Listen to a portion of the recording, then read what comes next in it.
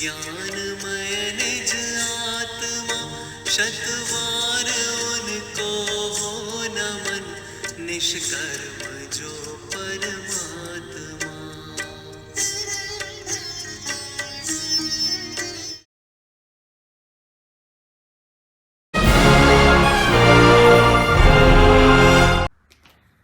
धर्म 24/7 के सभी दर्शकों को मेरा अतिथि चुटगर का सादर जय जिनेन्द्र। आशा करती हूँ कि आप सब स्वस्थ और सलामत होंगे। हर बार की तरह आज भी होने जा रहा है ज्ञान का स्वतंत्र स्वयंवर। आपके मैसेजेस और पब्लिक डिमांड के कारण आज की हमारी पैनल डिस्कशन का टॉपिक है 4 अभाव को समझने से जॉइंट फैमिली और पर्सनल रिलेशन को कैसे बचाया जा सकता है। आज की चर्चा के लिए हमारे साथ ही धर्म के एक्सपर्ट जतिन शाह, मिली शाह, चेतना शाह और देवल मेहता। उन्होंने परमागम ऑनर्स का कोर्स मात्र कंप्लीट ही नहीं किया, परंतु अपने जीवन में वे निरंतर उसका प्रयोग करते हैं। हमारी टीवी चैनल और दर्शकों की ओर से मैं सबका स्वागत करती हूँ। दर्शकों के प्रश्नों के लेने से पहले मैं देवल जी से रिक्वेस्ट करती हूँ कि वे हमें अभाव के बारे में संक्षेप में बताइए। देवल जी। अभाव को समझने के लिए हम पहले वस्तु अर्थात द्रव्य को समझेंगे। वस्तु सहावो धम्मो, वस्तु का स्वभाव ही धर्म है। विश्व में जाति अपेक्षा 6 वस्तुएं पाई जाती है: जीव, पुद्गल, धर्म, अधर्म, आकाश, काल। इन सभी वस्तु का अपना अपना स्वभाव है जिसे धर्म कहते हैं। जैन शास्त्र तत्वार्थ सूत्र में बताया है कि उत्पाद व्यय द्रव्य युक्तम सत, अर्थात स्थायी रहकर निरंतर परिणमन करना। वस्तु अनेकांतात्मक है जिसमें अनंत धर्म, अनंत शक्ति तथा अनंत गुण पाए जाते हैं। उनमें से एक भाव अभाव धर्म है जिसे आधार बनाकर हम आज की ज्वलन समस्या का निराकरण करेंगे। अभाव क्या है? एक का दूसरे में नहीं होना उसे अभाव कहते हैं, जिसके 4 प्रकार है, जिसमें प्राग भाव, प्रध्वंसा भाव और अन्योन्य भाव पर्याय का स्वभाव है और अत्यंता भाव द्रव्य का स्वभाव है। अब हम अपने दर्शकों के द्वारा भेजे हुए प्रश्नों में से पहला प्रश्न लंदन निवासी भरत जी का लेते हैं। वह कहते हैं कि बहुत वर्षों की मेहनत के बाद मैंने यह मेरा बिजनेस एम्पायर खड़ा किया है। कहने के लिए मेरे पास सब कुछ है, इज्जत, पैसा, परिवार, लेकिन मुझे एक बात खटकती है। मेरे परिवारजन पैसे पानी की तरह बहा रहे हैं। 5 स्टार होटल में जाना, घूमना फिरना आदि, जूते से लेकर टोपी तक सब ब्रांडेड चाहिए। अगर ब्रांडेड ना हो तो लाडला पोता पहनता ही नहीं। पैसे बचाने की बात करें तो सब बिगड़ जाते हैं। पोता कहता है, लिव अ लिटिल दादाजी। मैं इस बात से दुखी होकर बेटे को अलग घर बसाए ऐसा कहने वाला हूँ। जतिन जी, इस समस्या पर आपकी क्या राय है? सबसे पहले तो मैं यह कहना चाहूँगा कि कोई भी परिस्थिति का समाधान परिस्थिति से भागने से नहीं आता, और यहाँ भरत जी कुछ ऐसा ही कर रहे हैं। वास्तव में आई हुई परिस्थिति को हमें इन सिद्धांतों को अप्लाई करके सुलझाना होगा। देखो, मैं इसे अत्यंता भाव से इस प्रकार सुलझाना चाहूँगा। दादाजी और उनके परिवार के सभी सदस्य भिन्न भिन्न जीव द्रव्य है और पैसा पुद्गल द्रव्य है। सभी द्रव्यों की पर्याय स्वतंत्र रूप से अपने अपने में हो रही है। दादाजी को ये लग रहा है कि उनका पैसा अनाप शनाप उड़ाया जा रहा है, परंतु वस्तु स्वरूप से देखें तो पैसा का आना या जाना उसका स्वतंत्र परिणमन है, उसे कोई कंट्रोल नहीं कर सकता।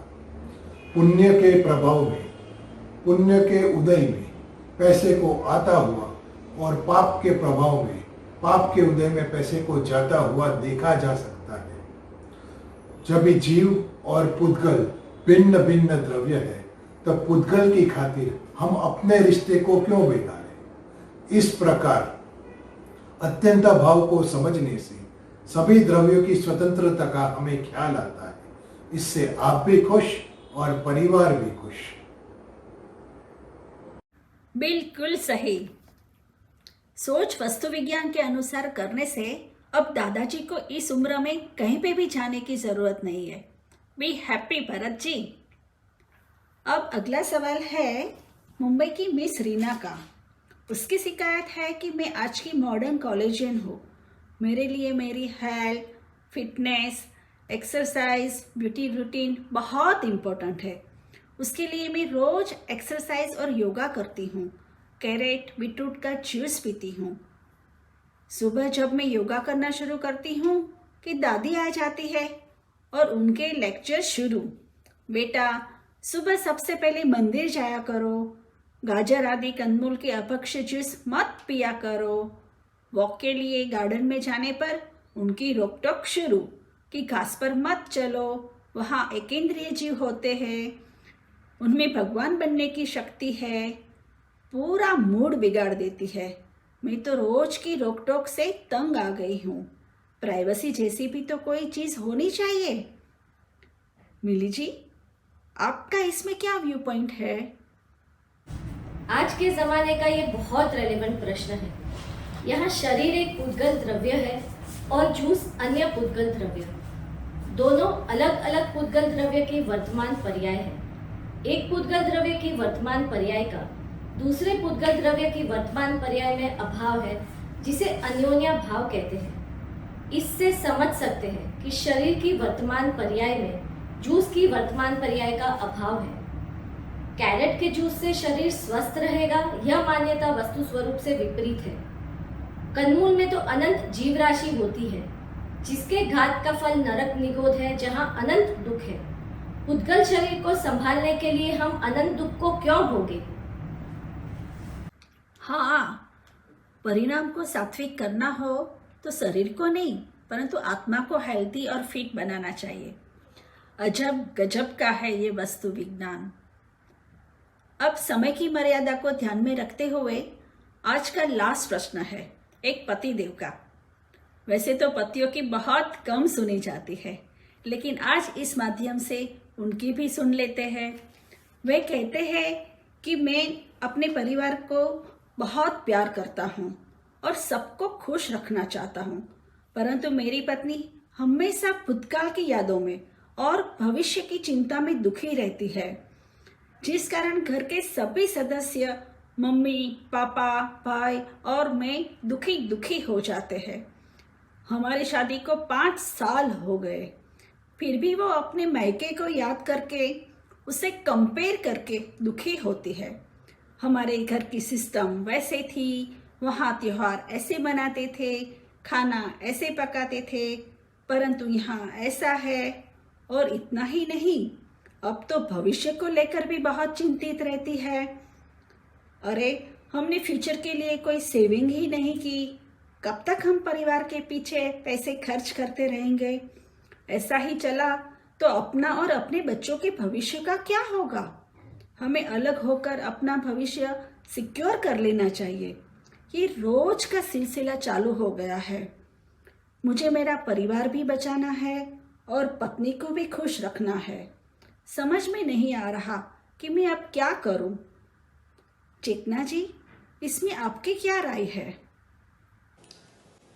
वैसे तो हम सभी समस्याओं को 4 अभाव के माध्यम से सुलझा सकते हैं, लेकिन अभी उसे प्राग भाव के माध्यम से समझाएंगे। वर्तमान में भूतकाल की बातों को याद करके कंपेयर करने की जो आदत है, उसमें सुधार लाने की ज़रूरत है। प्राग भाव से देखें तो भूतकाल की पर्याय का वर्तमान पर्याय में अभाव है। उसे नहीं समझने पर ही सारी प्रॉब्लम्स होती हैं। मम्मी के हाथ की रसोई याद आना स्वाभाविक है, लेकिन उसमें सुख दुख की कल्पना करने की जगह अपने ज्ञान स्वभाव को ऊर्ध्व कर सकते हैं, सर्वज्ञ शक्ति की महिमा समझ सकते हैं।